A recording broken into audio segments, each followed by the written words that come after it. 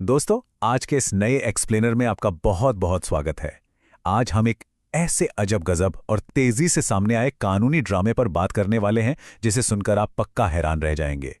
जरा सोचकर देखिए, एक तरफ भारत की सर्वोच्च अदालत यानी सुप्रीम कोर्ट और दूसरी तरफ इंटरनेट पर वायरल हो रही एक मीम पार्टी। आमने सामने का ये टकराव किसी कॉमेडी फिल्म की स्क्रिप्ट लग सकता है ना, लेकिन मैं आपको बता दूं, ये बिल्कुल सच है और आज हम इसी दिलचस्प कहानी की तह तक जाने वाले हैं। अब जरा इन शब्दों पर गौर कीजिए। इतना भावुक मत होइए, अभी इतनी कोई गंभीर अर्जेंसी नहीं है। देखते हैं क्या होता है। ये शब्द देश के मुख्य न्यायाधीश यानी सीजेआई सूर्यकांत जी के हैं। उन्होंने ये बात इस कॉकरोच पार्टी के खिलाफ आई एक बेहद अर्जेंट जनहित याचिका को खारिज करते हुए गई थी। मतलब एक तरफ इंटरनेट पर बवाल मचा हुआ है और दूसरी तरफ अदालत का ये शांत, एकदम डिसमिसिव सा रवैया। आखिर ये अजीबोगरीब स्थिति बनी कैसे?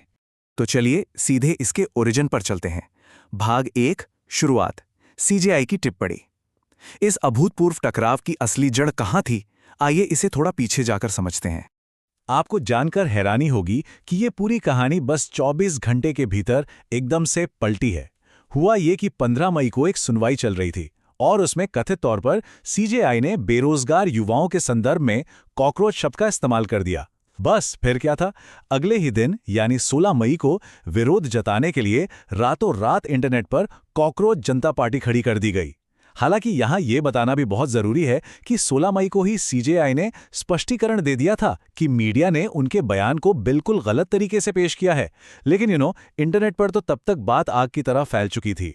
और यहीं से शुरू होता है हमारा दूसरा चैप्टर, सोशल मीडिया पर इसका वायरल होना।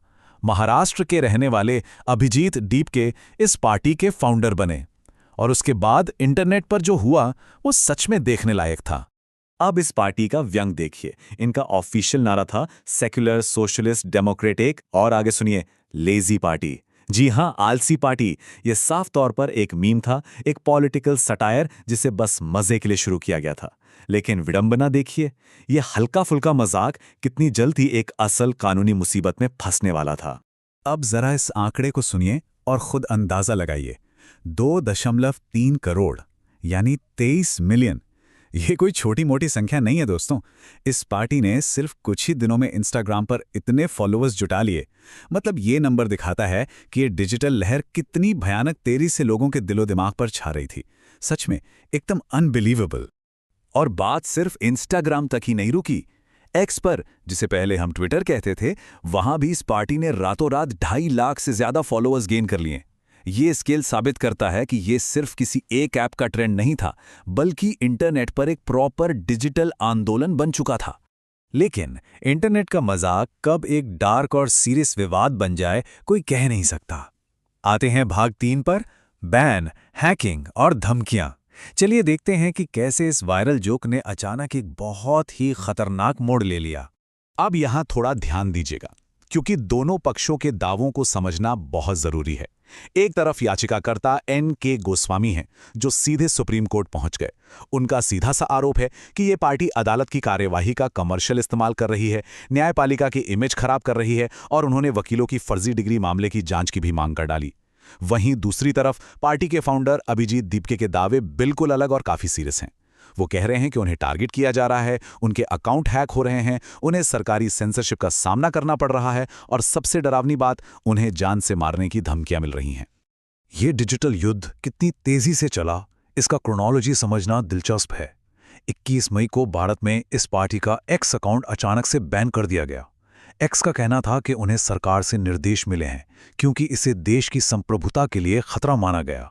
लेकिन कुछ ही घंटों के अंदर एक नया अकाउंट बन गया जिसका नाम था कॉकरोचेस इज बैक। और इसका बायो क्या था?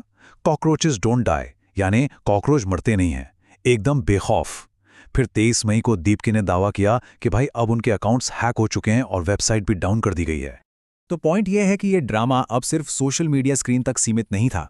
इसके असल दुनिया में बहुत गंभीर परिणाम सामने आने लगे। महाराष्ट्र के छत्रपति संभाजीनगर में अभिजीत डीपके के घर के बाहर 24 घंटे पुलिस तैनात करनी पड़ी। लगातार मिल रही धमकियों की वजह से उनकी फैमिली की सेफ्टी के लिए सख्त कदम उठाना ही पड़ा। इतनी उथल पुथल और हाई वोल्टेज ड्रामे के बाद आखिर में क्या होता है? चलिए चलते हैं हमारे आखिरी हिस्से, भाग 4 पर। आगे क्या होगा? सुप्रीम कोर्ट ने आखिर क्या फैसला लिया? जब ये पूरा मामला सुप्रीम कोर्ट की 3 जजों की बेंच के पास गया, जिसमें खुद सीजेआई, सूर्यकांत, जस्टिस जयमाल्या बागची और जस्टिस वीएम पंचोली शामिल थे, तो पता है उनका रिएक्शन क्या था? उन्होंने तुरंत सुनवाई करने से ही साफ इनकार कर दिया। अदालत ने कहा कि भाई इस केस में किसी भी तरह के तत्काल या आपातकालीन दखल की कोई जरूरत नहीं है। उन्होंने इसे एक तरह से ठंडे बस्ते में डाल दिया। और यहीं पर आके हम एक बहुत बड़े सवाल के सामने खड़े हो जाते हैं। इंटरनेट के मीम्स और हमारी लोकतांत्रिक संस्थाओं की सीमाओं के बीच आखिर वो लाइन कहाँ ड्रॉ होती है? क्या आगे चलकर हम इंटरनेट सटायर और न्यायपालिका के बीच ऐसे और भी टकराव देखेंगे? ये एक ऐसा मुद्दा है जिस पर हम सबको जरूर सोचना चाहिए। तो दोस्तों, इस एक्सप्लेनर में हमारे साथ जुड़ने के लिए आपका बहुत बहुत शुक्रिया। उम्मीद है आपको ये पूरा मामला समझ आया होगा। सोचते रहिए और ऐसे ही नई चीजें सीखते रहिए।